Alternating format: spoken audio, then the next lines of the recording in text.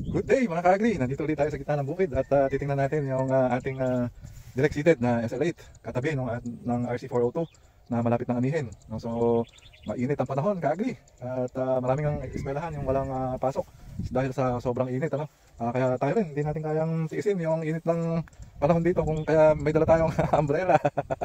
So ka-agri, tutukan natin yung ating mga palay.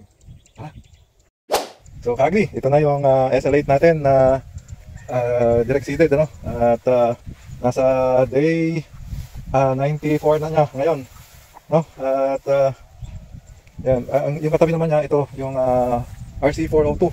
So, malapit na tong anihin ka-agri. Ang balita natin sa Sunday ay anihin na to, so 3 days from now anihin na ngayon, anihin na, no? So at day 97 ito kung sakasakali, no? Kasi mas una tayo ng isang araw dito Day 97 anihin na yung RC402 na katabi natin. So ito yung naging itsura niya ka-agri, ano? Ayan, ganyan siya. Ang tawag dyan na talagtagin, ano? Puro bunga lang yung nakalitaw. Maganda rin, no? Yung ating SL8, ito maganda yung yuko niya. Kaya lang ka-agri, medyo marami siyang bukaw, no? Ayan, no? Ganyan din yung kinalabasan.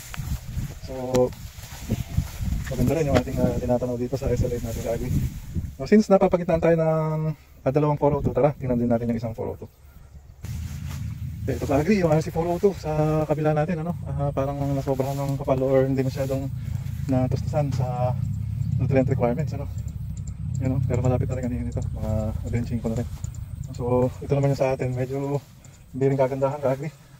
Hindi natin na tutukan ng gusto at hindi rin nagsabay-sabay yung labas ng bunga.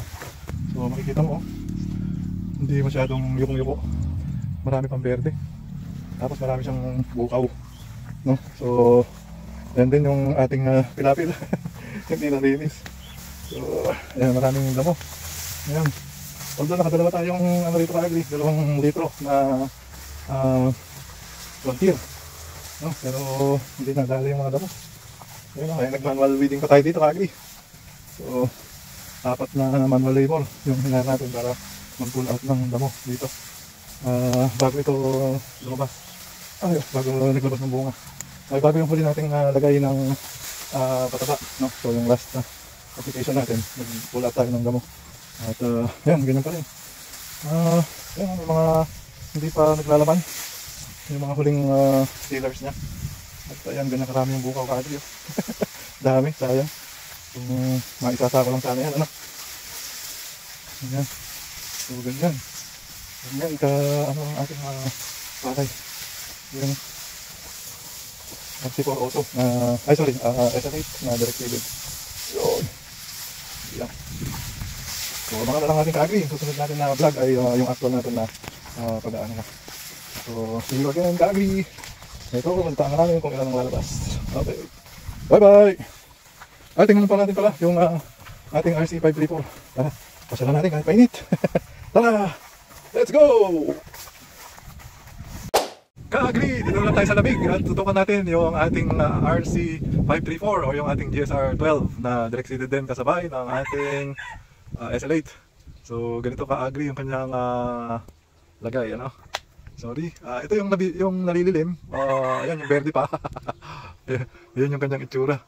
Ano, mainit kasi ka-agri doon kaya hindi na ako pumunta, pero ito yung itsura niya, ano. Hindi naman sila masyadong naglalayo ka-agri ng SL8. Ayan, so kung pareho lang naman yung pag-aalaga mo sa palay, whether inbreed or hybrid, pareho sa tanim, halos di naman nagkakalayo ka-agri. So tingnan na lang natin sa pagtulo ng ani. Ayun, abangan. Agri, pinapag-iik na rin natin itong RC534 natin para gawing pagkain. Mahuhuli na yung ating SL8. Tara, tingnan natin.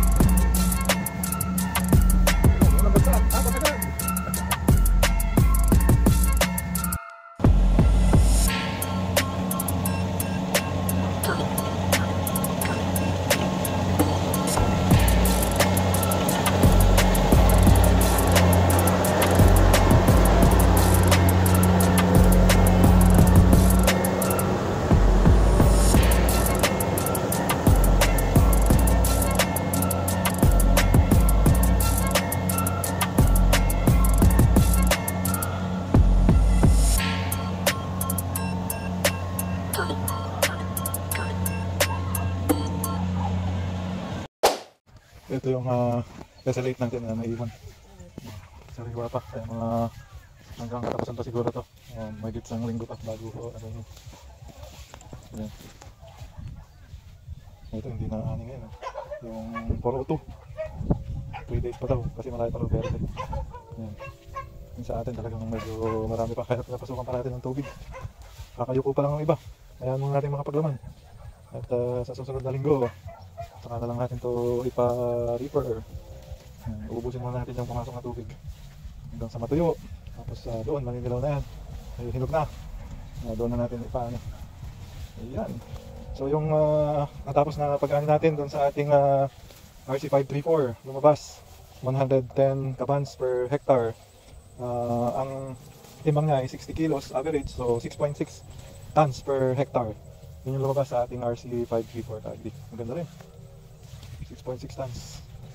So, malayo sa high, yung maximum yield. Mas mataas lang ang bahagya dun sa average yield. Yan po. So, patuloy po ang ating paghihintay at panalangin sa isang magandang ani. Salamat ka, Abby!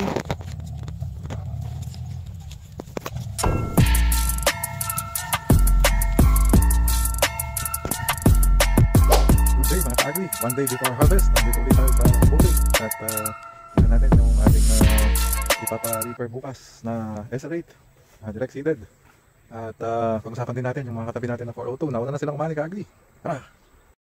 Okay ka-agri, ito na yung katabi natin na bukid na may 402. Umani siya ng 209 kabans at ang total area niya ay nasa around 2 hectares. So naka-area, maganda ka-agri yung inani, no? So hindi ko lang nakuha yung average na timbang. So ganun din naman sa kabila natin, yung 4 doon. Sa 3 hectares nila ay nakakuha sila ng 370 kabans. Yun, so tapos na rin ka-agri yung katabi natin. At yung sa atin naman ay aanihin na tomorrow. So bukas na ang magkakaalaman, no? Pero sa akin ka-agri, medyo mababa yung aking tansya kasi maraming challenges na kinaharap yung ating palay, no? Yan mo ka-agri, oh. Hindi lumaki, oh. Yan. May mga ganyan ka-agri. At yung daga na nanggaling doon sa dulo at saka dito sa mga sangka, hindi tumigil magmula anong isabog ito hanggang ngayon nasa dulo ay hindi tumigil yung mga daga.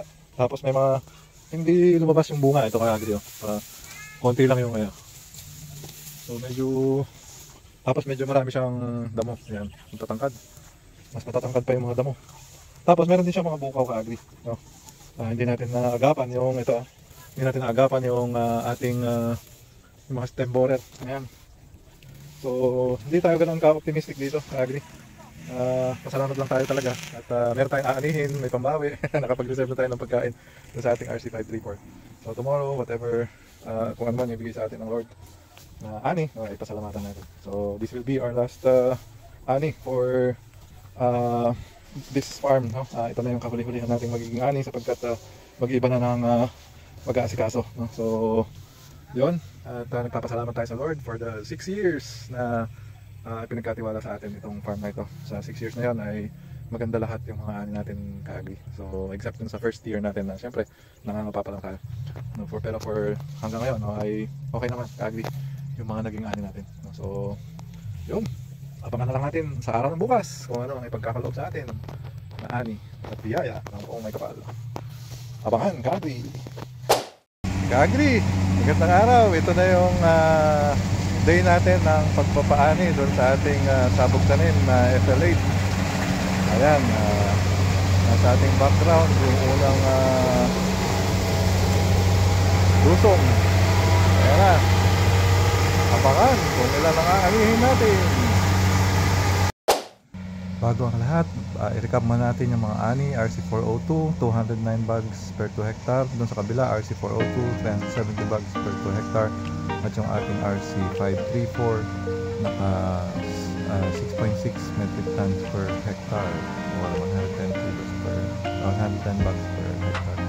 Papasalamat din tayo sa National Irrigation Administration, sa ating Department of Agriculture, Mau Pulilan, Mau Baliwag, Bulacan, sa ating magandang Ugnayan Irrigators Association, kay Kadomeng Malat sa kanyang araro, sa reaper, sa kanyang mga tauhan, sa mga nakasama natin sa paghahanda ng lupa, kina Paring RG at sa kanyang buong pamilya, sa lahat ng mga nakatuwang natin dito sa gawain dito sa bukid. Maraming salamat sa lahat. Thank you. Yan, huling ikot na, ka-agri.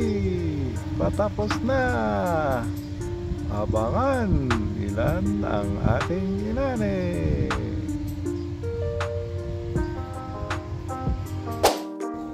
Ito na, ka-agri, umani tayo ng 161 kabans sa 1.3 hectares at nagtimbang ng 66.2 kilos per bag.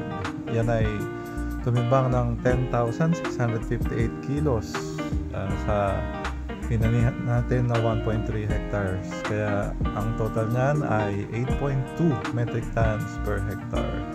Maraming salamat din sa mga nakatuwang natin sa Team Kambal. Yan, mga katulong natin at sa mga namili po ng palay magmula nung una hanggang sa kasalukuyan.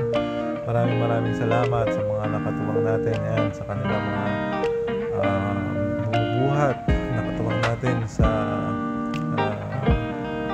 post-harvest activities natin. Maraming salamat po.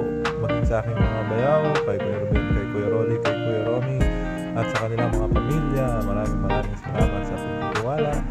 Maraming salamat sa mga nauna na, yung mga nagsinop sa bukidin po ito. Maraming salamat po. At hanggang ngayon po, asahan po ninyo pagyayamanin po ang inyong mga iniwan. Thank you, Nanay Ding. Thank you, Lolo Pilo. Maraming salamat po sa inyong lahat. Yan, sa inyo po mga patuloy na tumatangkilik. Maraming salamat po. Tumutok lang po hanggat sa ating kakayanan ay ibabahagi po natin ang makakatulong sa bawat magsasakang Pilipino na nagpapakain ng pamilyang Pilipino. Maraming salamat. Bye. God bless everyone.